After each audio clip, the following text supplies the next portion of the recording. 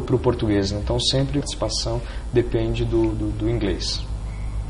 Você está estudando no Oriente Médio, né? Conta pra gente esse estudo. Hoje, há 3 anos eu faço iniciação científica. Para quem não sabe, iniciação científica é uma pesquisa que você faz ao longo da faculdade, caso você tenha interesse por pesquisa, sobre algum tema de seu interesse, sob a orientação de um professor.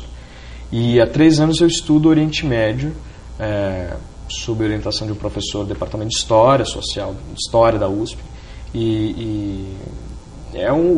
Hoje é o meu principal tema de estudo, é aquilo que eu mais dedico tempo para estudar. Que eu acho uma região interessantíssima,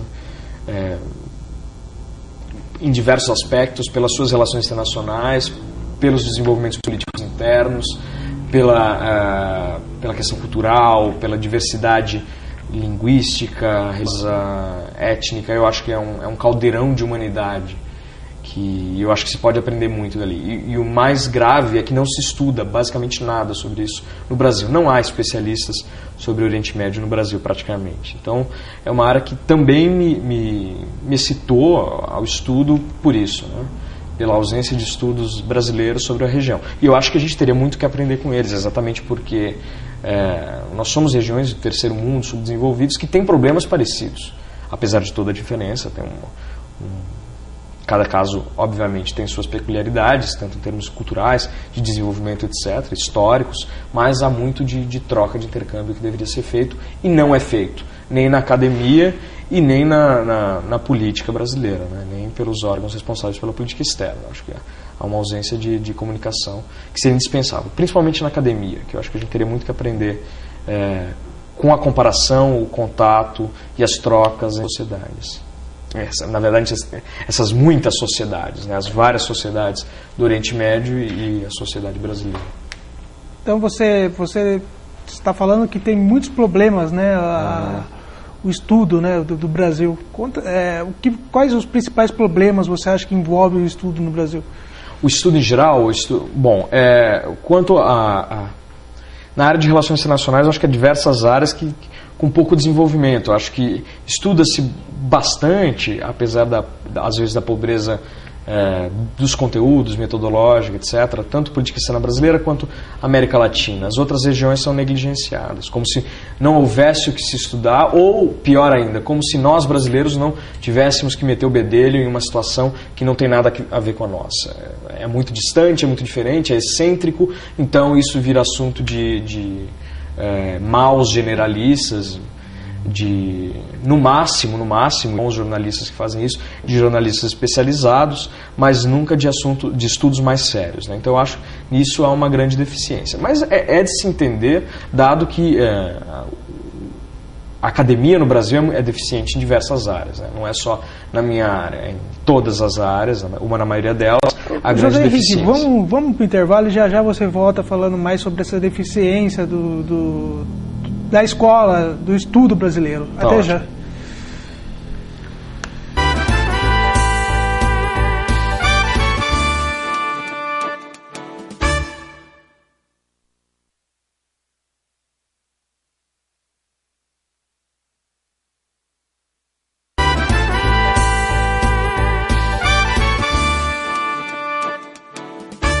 Voltamos para o terceiro bloco do programa do Mário. José Henrique, no final do bloco anterior você estava falando sobre as universidades. Fala pra gente quais problemas você vê nas universidades brasileiras. Bom, eu acho que é um problema gravíssimo não falando especificamente das universidades, mas com todo o sistema de ensino superior brasileiro. Eu acho que, fora o problema muito grave de verba, isso é evidente e qualquer visita para uma universidade pública evidencia que existem problemas estruturais graves que só seriam resolvidos com um aumento muito grande da verba destinada à educação superior, que já não é pequena proporcionalmente, mas que infelizmente é pequena dada a necessidade do setor.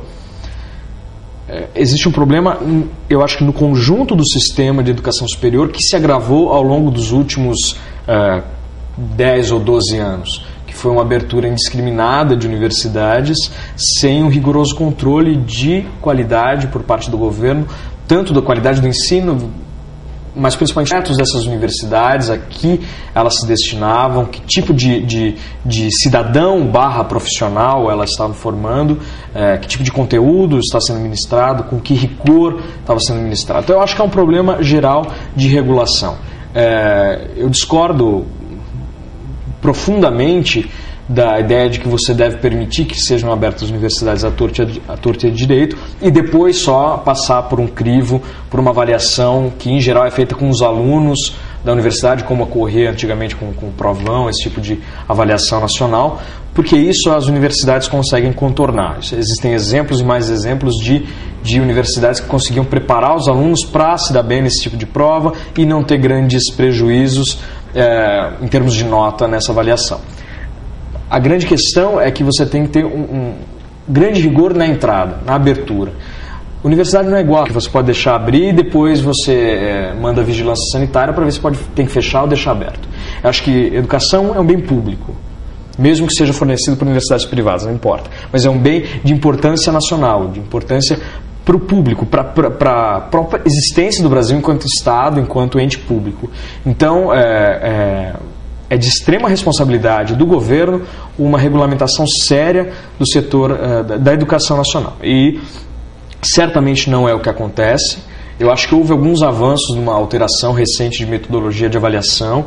Eu acho que hoje é um pouco mais de critério para abertura e para continuação da concessão de títulos, mas não é nem de perto suficiente. Esse eu acho que é um grande problema. E depois, obviamente, só reforçando o problema da verba para a contratação de professores, melhoria de estrutura física, bibliotecas, estrutura de pesquisa, laboratórios, etc., que é muito grave no Brasil. Isso é extremamente importante, dado o fato de que no Brasil quem faz pesquisa é a universidade. Diferentemente de muitos outros países, quem faz pesquisa no Brasil, em tanto pesquisa básica quanto pesquisa aplicada, é a universidade. As universidades são responsáveis pela grande maioria das pesquisas. Depois, órgãos privados, órgãos governamentais independentes, de pesquisa independentes, são responsáveis por uma parcela mínima da pesquisa, pelo restante. Só para dar um exemplo, só a Universidade de São Paulo é responsável por cerca de 25% da pesquisa que é feita no país, de todo o montante de pesquisa. Ou seja, junto de outras grandes universidades, do sistema de universidades públicas no Brasil, se você não tem incentivos, para incentivos, eu digo, estrutura, professores bem remunerados, estruturas de laboratórios, estruturas de física e acadêmica indispensável para a realização dessas pesquisas, simplesmente o Brasil tem um retrocesso quase completo em termos do que se produz intelectualmente. O que você acha das cotas para os negros nas universidades? Eu acho que a questão das cotas no Brasil é um debate que começou enviesado, ele tomou um rumo que em si ele não deveria ter tomado, quando na verdade é um assunto de extrema importância. Então, o que se discute? Qual é o público que tem acesso à universidade no Brasil hoje e qual é o público que deve ter acesso à universidade no Brasil? É o mesmo público? Eu acho que essa é a grande questão. E por quê? E mais do que isso, qual é a função da universidade dentro da sociedade brasileira? Qual é e qual deve ser também? Então eu acho que é um tema muito rico e que de início eu acho que foi distorcido exatamente por se começar a discutir a questão em termos de cotas.